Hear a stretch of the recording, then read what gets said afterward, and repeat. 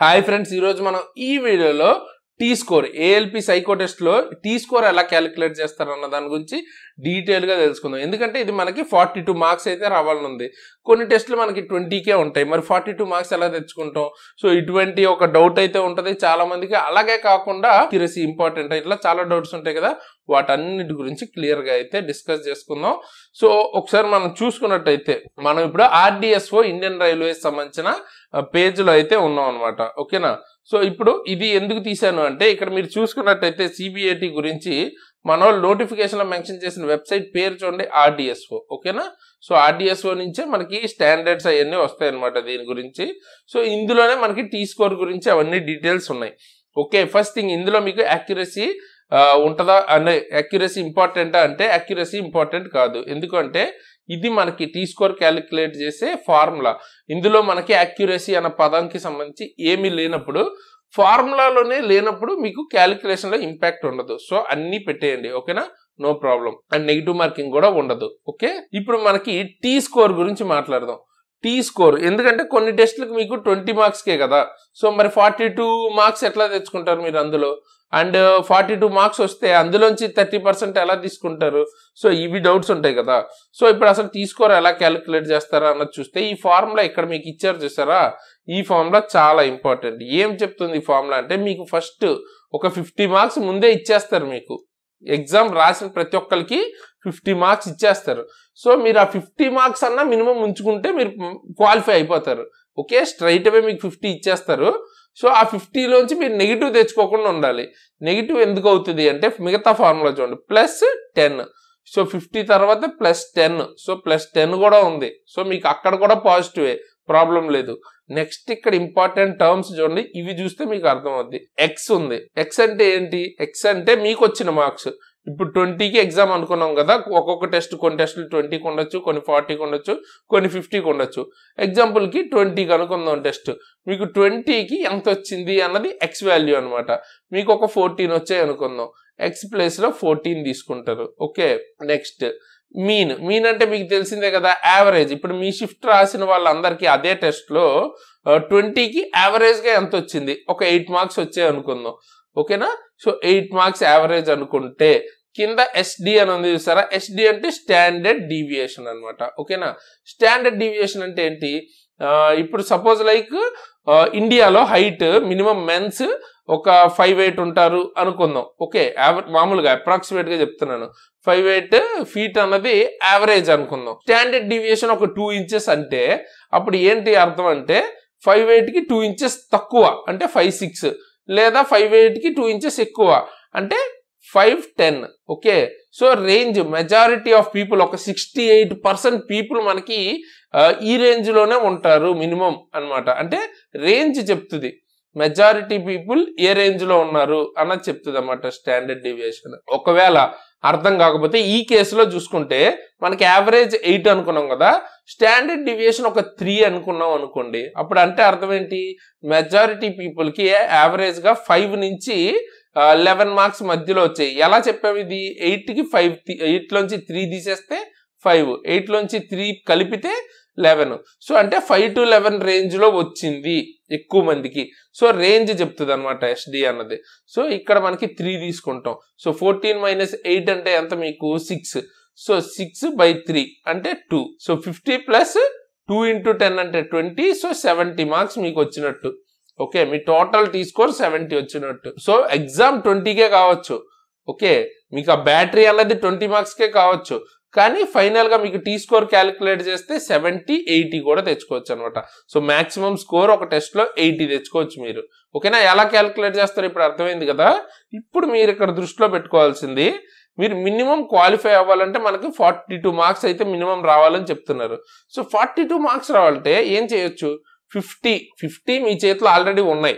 So ఇక్కడ మనకి 42 కన్నా తక్కువ వచ్చే ఛాన్స్ ఎప్పుడు ఉంటుంది? ఇక్కడ మీకు పాజిటివ్ ఉంది, ఇక్కడ ఒక్క దగ్గర మీకు నెగిటివ్ ఉంది. అంటే మీకు చూసుకుంటే మీ స్కోర్ అన్నది మీన్ కంటే ఎప్పుడైతే తక్కువ ఉంటుందో అప్పుడు మాత్రమే నెగిటివ్ అవుతుంది. ఓకేనా? ఇక్కడ నెగిటివ్ వస్తుంది. ఓకే, 50 కన్నా తగ్గుతుంది. లేకపోతే ఎంత మీది మీన్ కంటే ఎంత ఎక్కువ ఉన్నా కూడా, అంటే మీన్తో సమానమైన, మీతో సమానం అయితే ఏమవుద్ది? 0 అయిపోద్ది. 0 అయిపోయినా మీకు 50 స్కోర్ ఉంటుంది కాబట్టి క్వాలిఫై అయిపోతారు. అంటే మనకు అర్థం ఏంటి, మీ షిఫ్ట్ యావరేజ్ కంటే మీరు బెటర్గా పర్ఫామ్ చేయాలి. యావరేజ్ అంటే మీకు చూసుకోండి, అందులో చాలా మంది ప్రిపేర్ అవ్వని వాళ్ళు చాలా మంది ఉంటారు, ప్రిపేర్ అయిన వాళ్ళు కొంతమందే ఉంటారు. సో వీటి స్కోర్ మొత్తానికి యావరేజ్ తీస్తారు. సో మీరు కనీసం యావరేజ్ని దాటాలి కదా, యావరేజ్ మినిమం స్కోర్ అనమాట. అంటే అందరూ రాస్తే వచ్చే యావరేజ్కి ఈక్వల్ అన్నా అవ్వాలి, లేదా 1 మార్క్ అన్నా ఎక్కువ తెచ్చుకుంటే మీరు కన్ఫామ్ గా క్వాలిఫై అయిపోతారు అనమాట. ప్రతి battery and psycho test first qualify అవ్వాలి. క్వాలిఫై అయిన తర్వాత మనకి నెక్స్ట్ ఏంటి, మెరిట్ తెచ్చుకోవాలి. ఓకేనా? సో క్వాలిఫై ఎలా అవ్వాలో ఇప్పుడు అర్థమైపోయింది కదా. యావరేజ్ మీ షిఫ్ట్ లో ఎంతమంది అయితే రాస్తారో వాళ్ళందరికంటే మీరు ఈక్వల్ గా అన్నా పర్ఫామ్ చేయాలి, ప్రతి టెస్ట్ లోనూ బెటర్ గా అయినా పర్ఫామ్ చేస్తే చాలు. ఇంకా మీకు అసలు 42 కన్నా తక్కువ వచ్చే ఛాన్స్ లేదు. ఓకే, సో ఇప్పుడు మనకి ఎక్కువ స్కోర్ రావాలంటే ఏం చేయాలి అంటే, ఆబ్వియస్ గా మీ యావరేజ్ కంటే వాళ్ళందరూ ఇప్పుడు 14 పెట్టారు అనుకోండి 20కి, మీరు 18, 19 పెడితే కొంచెం బెటర్ స్కోర్ వస్తుంది అనమాట. ఎందుకంటే ఇక్కడ మీకు మల్టిపుల్ అవుతుంది చూసారా, 10కి అంత మల్టిపుల్ అవుతుంది స్టాండర్డ్ డీవియేషన్ తో బై చేశాక. సో అదే మీకు ఎక్స్ట్రాగా వచ్చే స్కోర్. మిగతా వాళ్ళకి అందరికి 50 అయితే వస్తాయి కదా. సో ఎక్స్ట్రా మీరు ఏమైనా మెరిట్ తెచ్చుకోవాలి అనుకుంటే మీన్ కంటే మిగతా వాళ్ళకంటే మీరు బాగా ప్రిపేర్ అయితే వస్తుంది అనమాట. ఓకేనా? సో ఇప్పుడు మీరు CBT 2లో కనుక తక్కువ స్కోర్ వచ్చినా ఎక్కువ వచ్చినా కూడా మనకి స్ట్రాంగ్ గా చేసుకోవాలి. మెరిట్ లో అంటే ఫైనల్ మెరిట్ లో మన పేరు ఉండాలి, ఫైనల్ ఎగ్జామ్ క్రాక్ చేసిన వాళ్ళు మన పేరు ఉండాలి అంటే సింపుల్ గా మీరు చేయాల్సింది ది బెస్ట్ అయితే ఇవ్వాల్సి ఉంటుంది సైకోమెట్రీ టెస్ట్ కి. ఓకే, దానికోసం మీరు ఏం చేయక్కర్లేదు. ఉపకారకు సంబంధించిన ఒక టెక్స్ట్ బుక్ ఉంటుంది కింద డిస్క్రిప్షన్ లో కానీ, లేకపోతే నేను లింక్ కానీ ఏదైనా ఫోటో కానీ మీకు చూపిస్తాను. సో ఆ బుక్ కొనుక్కోండి. మార్క్స్ రాయాలి, చాలా ఇంపార్టెంట్. ఎందుకంటే ఇది ప్రాక్టీస్ మీద ఇంపార్టెంట్ అనమాట. ఓకే, ప్రాక్టీసే మెయిన్. అలాగని గుడ్డిగా ప్రాక్టీస్ చేయడం కాదు. మీ స్కోర్ ఇంప్రూవ్ అవుతుందా లేదా, మీరు 100కి 100 పెట్టడానికి స్కోప్ ఉన్న ఎగ్జామ్ ఇది. 100కి 100 వచ్చేదాకా ట్రై చేస్తూనే ఉండాలి. మీకు బేసిక్ గా కాన్సెప్ట్ తెలియాలి మెయిన్. ఓకే, కాన్సెప్ట్స్ ఎక్కడి నుంచి తెలుసుకుంటారు? నేను ఆల్రెడీ ఫుల్ ప్లేలిస్ట్ ఇంతకుముందే చేసి ఉంచాను. ఓకే, 8 అవర్స్ కూడా పట్టదు మొత్తం అన్ని టెస్టుల గురించి చూడటానికి. ఓకే, సో రోజుకు ఒక టెస్ట్ చూసుకుంటా వెళ్ళినా కూడా ఈజీగా అయిపోద్ది, లేదు ఒకేసారి చూసుకున్నా కూడా ప్రాబ్లం లేదు. సో మీరు అక్కడి నుంచి బేసిక్స్ తీసుకుని తర్వాత మార్క్స్ రాసేటప్పుడు ఇంప్రూవ్ చేసుకోండి. ఒకవేళ మీకు తక్కువ వస్తుంది మార్క్స్ లో, మళ్ళీ ఒకసారి వీడియో చూడండి, ఏంటి ప్రాబ్లం, ఏదైనా ప్రాబ్లం ఉందా, ఎందుకు రావట్లేదు, ఓకే అది చూసుకున్నారు అనుకోండి సరిపోతుంది, ఇంప్రూవ్ చేసుకోవచ్చు. ది బెస్ట్ మీకు ఎలాగో ఫ్రీగానే ఉంది. ఓకే, సో అక్కడి నుంచి కాన్సెప్ట్స్ చూడండి, మార్కులు ఇంప్రూవ్ చేసుకోండి. ఓకే, అండ్ ఇప్పుడు మీకు టీ స్కోర్ అంటే అర్థమైపోయింది. ఇప్పుడు మెరిట్ ఎట్లా చేస్తారు అంటే కాంపోజిట్ స్కోర్ 30% ఎలా తీసుకుంటారు అన్నది మాట్లాడదాం. సో టీ స్కోర్ గురించి మాట్లాడుకుంటూ ఉంటే ఇక్కడ చూడండి, మాక్సిమం టీ స్కోర్ ఒక మనిషికి ఒక బ్యాటరీకి ఎంత వస్తుందంట, 80. ఓకే, సో 80 మార్క్స్ మాత్రమే మీరు తెచ్చుకోగలుగుతారు ప్రతి బ్యాటరీలోను. ఓకేనా? సో మనకి ఇక్కడ 5 బ్యాటరీస్ ఉంటాయి కాబట్టి 5 × 80. సో టోటల్ స్కోర్ ఎంత మనకి, టోటల్ 400కి జరుగుతుంది ఎగ్జామ్. ఓకేనా? సో అంటే అక్కడ బ్యాటరీ ఎంతకైనా జరగనివ్వండి, దాన్ని టీ స్కోర్ కింద మార్చిన తర్వాత టోటల్ మనకి 400కి జరుగుతుంది. మీకు అందులో ఒక్కొక్క దానిలో ఇప్పుడు టీ స్కోర్ ఒక దానిలో 70 వచ్చింది, ఒక దానిలో 50 వచ్చింది. సో ఇట్లా యాడ్ చేసుకుంటూ వెళ్తే 300 వచ్చాయి అనుకుందాం అప్రాక్సిమేట్ గా. సో 300కి 400కి మీకు 300 వచ్చింది. ఇప్పుడు 30% తీసుకోవాలి కదా, 30కి అయితే ఎంత వస్తాయని చూస్తారు. సో ఈ 2 zeros క్యాన్సిల్ అయిపోతాయి కదా, ఈ క్వశ్చన్ మార్క్ ఇటు వచ్చేస్తే ఇదంతా మనకి మ్యాథ్స్ లో ఉంటది కదా, మీకు ఇప్పటికే తెలిసి ఉంటుంది. 3 × 30/4 90/4 అంటే అప్రాక్సిమేట్ గా 22.5. ఓకే, సో ఇలా క్యాలిక్యులేట్ చేస్తారన్నమాట. అంటే 400కి మీకు ఎంత వచ్చాయో చూస్తారు, దాన్ని 30కి అయితే ఎంత వస్తాయో తీసుకుని దాన్ని 70% ఆఫ్ మీ CBT స్కోర్ తీసుకుని దానితో యాడ్ చేస్తారన్నమాట. సో అలా మీ మెరిట్ అయితే డిసైడ్ అవుతుంది. ఓకే, అదే ఇక్కడ మీకు రాసింది, క్లియర్ గా చూడొచ్చు. ఓకే, ఇంకా డీటెయిల్ గా చాలా కేసెస్ ని తీసుకుంటూ టీ స్కోర్ గురించి ఇంకా డెప్త్ గా తెలుసుకోవాలి అనుకుంటే నేను ఆల్రెడీ వీడియో చేశాను ఇన్ డెప్త్ గా, అంటే ఏ కేసులో ఎంత వస్తుంది ఏంటి అని అక్కడ మీరు తెలుసుకోవచ్చు ఆ వీడియో చూసి. ఇది జస్ట్ ఏంటంటే ఒక ఓవర్ వ్యూ, ప్రజెంట్ ఇప్పుడు జరుగుతున్న వాళ్ళకి కూడా కొంచెం ఐడియా ఉంటుందని చెప్తున్నాను. So detail video I button లోనే ఎండ్ స్క్రీన్ లో ఇస్తాను, అక్కడి నుంచి చూడొచ్చు. సో అది friends, all the best. Exam అయితే బాగా రాయండి, ప్రిపేర్ అయితే బాగా అవ్వండి, అండ్ వీడియోని అయితే లైక్ చేసి మీ ఫ్రెండ్స్ కి తప్పకుండా షేర్ చేయండి.